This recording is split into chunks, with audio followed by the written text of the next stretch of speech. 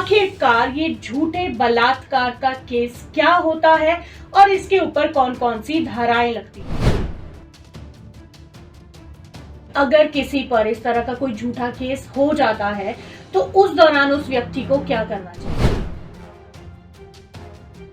कि हमें शादी का झांसा देकर हमारे साथ रेप किया गया, तो इसके बारे में आप क्या कहना चाहते हैं। नमस्कार, मैं कॉलिन पीटर आपका स्वागत करती हूं आपके अपने शो में जिसका नाम है कानूनी नुक्ते। आज के एपिसोड में हमारा टॉपिक है झूठे बलात्कार के केसेस। जी हाँ, झूठे बलात्कार के केसेस जिनके बारे में आज हमारे साथ चर्चा करने के लिए मौजूद हैं एडवोकेट गौरव अरोड़ा जी।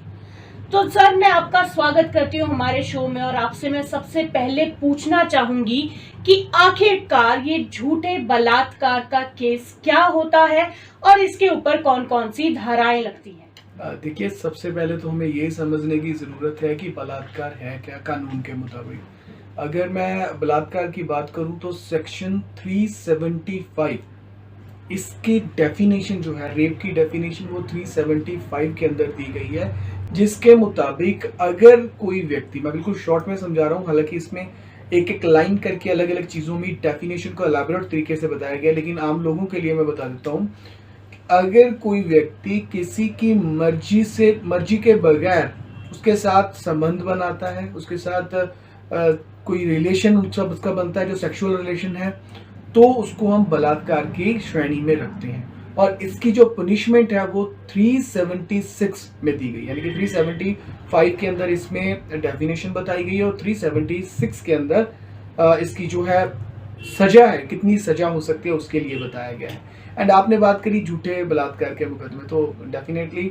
झूठे बलात्कार के मतलब तो यही होगा कि अगर किसी के ऊपर झूठा मुकदमा किसी ने डाल दिया है, मीन्स वो बलात्कार बनता नहीं है, लेकिन उसको बलात्कार का पर्चा बना के उसको पीड़ित किया, उसको प्रताड़ित किया जाना, जो उसको परेशान किया जाना अल्टीमेटली। तो सर, मेरा एक और सवाल है आपसे। अक्सर हमें देखने को मिलता है कि जैसे दो लोग हैं, अगर वो लिव इन में रह रहे हैं या अगर वो इकट्ठे रह रहे हैं, तो कुछ दिक्कतों की वजह से अगर उनकी शादी नहीं हो पाती है तो हमें देखने को मिलता है कि मोस्टली जो लेडीज या लड़कियां हैं वो फिर कहती हैं कि हमारे साथ रेप हुआ है और उस दौरान वो फिर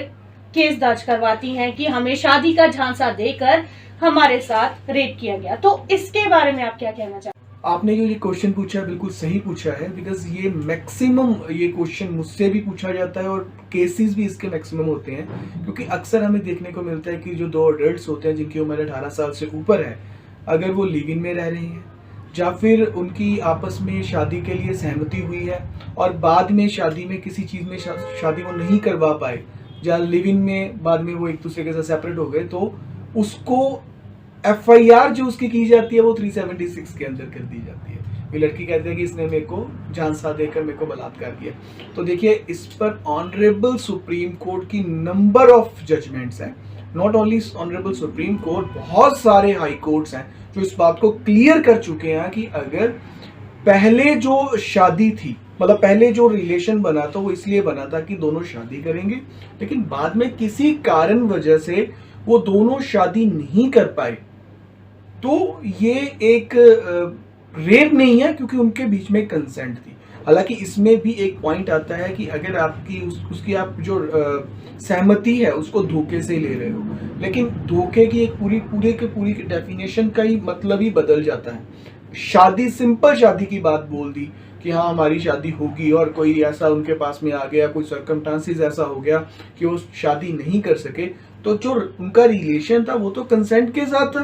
तो एक चीज जो कंसेंट के साथ बनी है उसको रेप बनाया, उसको रेप गिना नहीं जा सकता। और इसके लिए honourable supreme court, honourable high courts, number of judgments हैं जिस पर ये बोला गया है कि ये रेप की श्रेणी में नहीं आता। अगर किसी के ऊपर ये FIR हुई है तो ये जजमेंट्स का सहारा लेकर वो अपने ऊपर हुई FIR को कैंसिल करवा सकते हैं।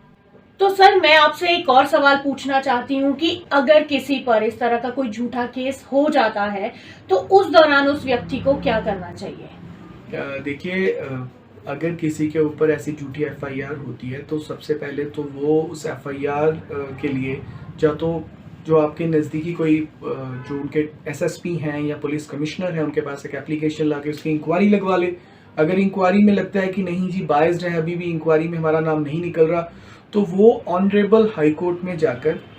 482 सीआरपीसी की एक पिटीशन लगा सकते हैं। इसमें ऑनरेबल कोर्ट देखेंगे कि सारे डॉक्यूमेंट्स देखने के बाद कि हाँ जी ये लिव इन में रह रहे थे या शादी की वजह से ये हुआ है,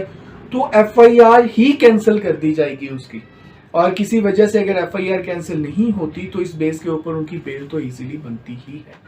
धन्यवाद सर, आज आपने हमें मौका दिया और आपने हमें बहुत सारे हमारे मुद्दे थे जिनको आपने क्लियर किया, क्योंकि हमारे बहुत सारे व्यूअर्स थे जिनके ये बहुत सारे सवाल थे। तो मैं एक बार फिर से अपने व्यूअर्स से कहना चाहूंगी कि अगर आपके मन में कोई भी सवाल है या आपकी कोई भी परेशानी है तो आप हमें हमारे कमेंट सेक्शन में बता सकते हैं। अगर आपको हमारा ये वीडियो पसंद आया है तो इसे लाइक और शेयर करना ना भूलें, और हाँ, हमें सब्सक्राइब जरूर करें।